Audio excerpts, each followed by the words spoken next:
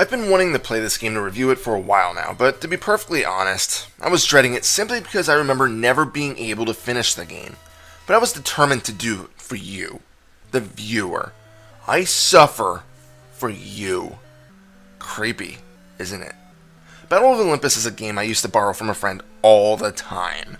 Probably for a lot of reasons, but the two main ones is that it's an action RPG, which I love, and also because of the Greek mythology, which I also love. You play a Greek dude officially named Orpheus, whose girlfriend Helene was taken away by Hades, the god of the underworld. Of course, you can't let that slide, so you set upon a quest to get her back. This adventure will get you across a large chunk of Greece, starting at Arcadia and then branching out to the city of Attica, the forests of Peloponnesus, the seaside Laconia, Crete's labyrinth, and so on. Most of the time you'll be traveling solely on foot, but you can utilize Pegasus as a shortcut between a few points, and some of the areas must be reached by riding dolphins. Now, you may recognize the name Orpheus. He was a quote-unquote real character in Greek mythology, although Helene was named something else I can't pronounce. The story and the lore varies slightly, and unlike the Greek myth, this story actually has a happy ending if you're able to finish it. And that's a big if, because again, this game is friggin' hard. The gameplay is best explained as being extremely similar to Zelda 2. The whole game is played as a side-scroller, with a few platforming elements integrated into the levels. There will be lots of backtracking required as you get new weapons and items. And grinding? Well, there's going to be a hell of a lot of grinding. Probably. And lots of death. So yeah, you start the game with a club and basic shield, although the shield doesn't do jack until you meet up with Athena in Attica. You swing your weapon by pressing B, and it can be swung when standing, jumping, or crouching. Upon killing enemies, they may drop one of two things: an olive, which is used as currency in the game, if you can believe that, or bay leaves, which will replenish one full unit of life.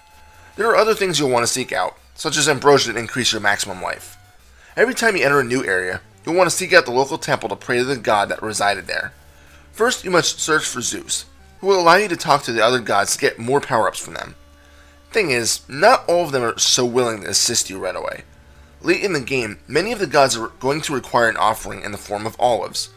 More about the economy of the game later, but let's just say you're going to want to collect every olive you can until you can get every possible item.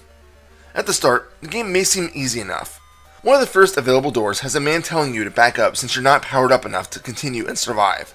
After this point though, the game doesn't give you that warning. You can easily advance into an area you're not necessarily meant to be at yet, and will get utterly destroyed in the process. At least, the game seems easy enough, at least until you get to the first boss type enemy, the Lamia. She's guarding a cave containing a boy that she kidnapped, so you need to free him so that his mother can tell you where to find the man to tell you how to use the Staff of Fennel's Flame, which she also gives you. But you'll soon find out one of the game's biggest flaws. Many of the bosses, and later enemies for that matter, require pinpoint timing. The Lamia's arrows aren't the same height as you, so you can't just stand there and deflect them. Instead, you need to jump at just the right time so you can counter them mid-air. While you're doing this, you still need to inch closer to her to take her down. Most bosses are fought this way. Attempt to get close to the enemy while awkwardly jumping and avoiding projectiles. The problem with this is that the jumping is slippery. Normally, it's not a problem, but when in the middle of combat, if you jump moving too fast, you might overshoot your intended landing point and slide right into the enemy. This usually isn't a huge issue when dealing with your normal everyday garden variety creatures. But, enter the birds. Why are birds such a huge pain in the ass in NES games?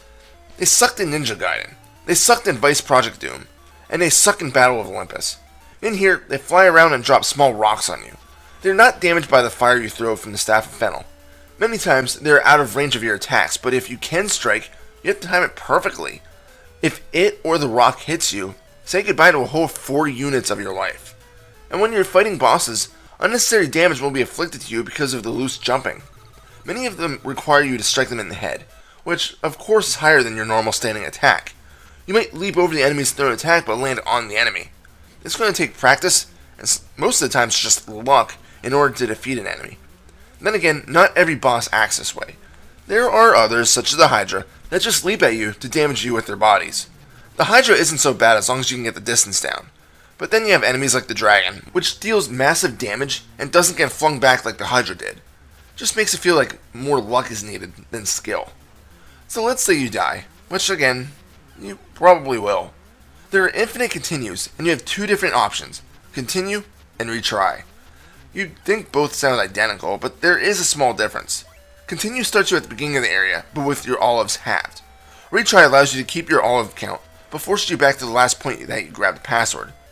Didn't get a password? Well, then you're kinda screwed, you're starting over. And where do you get these passwords? The same temples that you meet the gods to get items. After talking to them for that, you can talk to them again to get the word of the gods, otherwise known as a very lengthy password.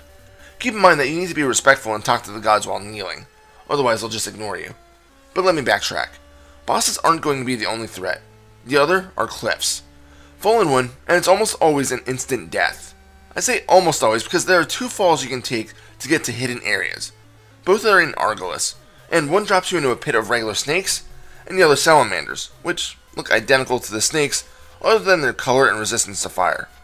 Why would you want to purposely drop down these?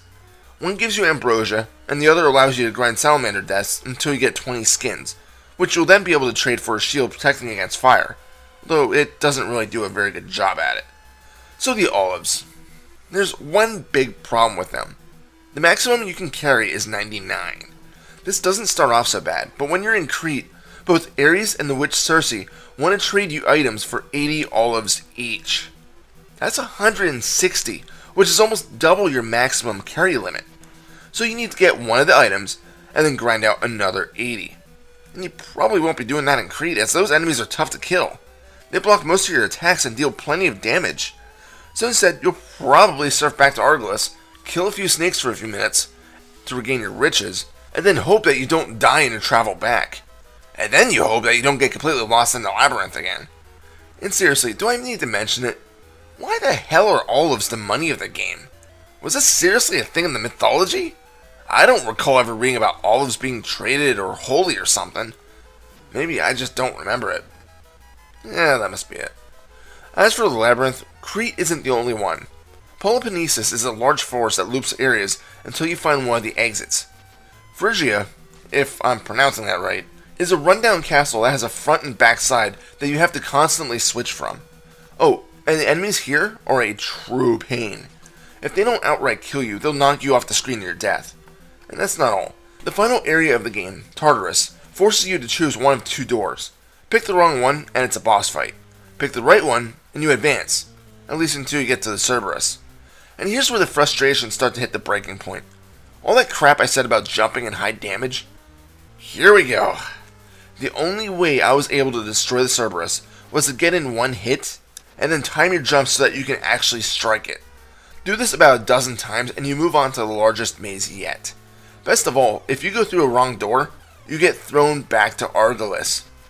What the hell kind of cheap crap is that? It doesn't send you that far, but still, it's bullshit.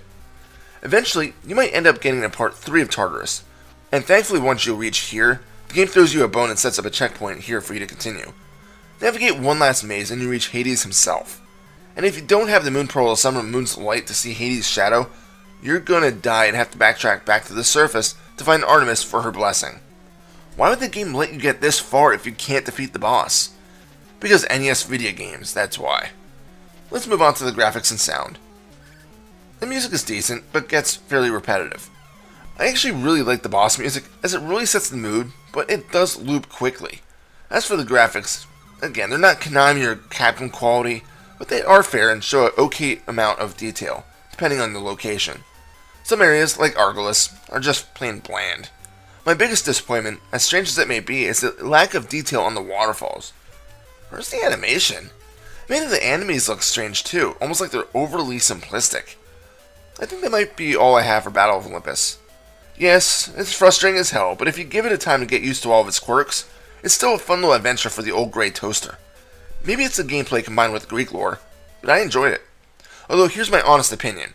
If you want to save hours of grinding olives, use an emulator with save states. That's what I actually did get through the game, as I don't think I would have been able to do it otherwise. Yes, I own the game, as you can see here. Which leads me to say that I didn't mention that it has some pretty nifty artwork on the label. But seriously, save yourself the headache and play it on something that allows for save states. Although major props to you if you are able to finish the game in its natural form, as I don't see my ass being able to do that ever. Final score? 8 out of 10. This is Reaper. Happy fragging.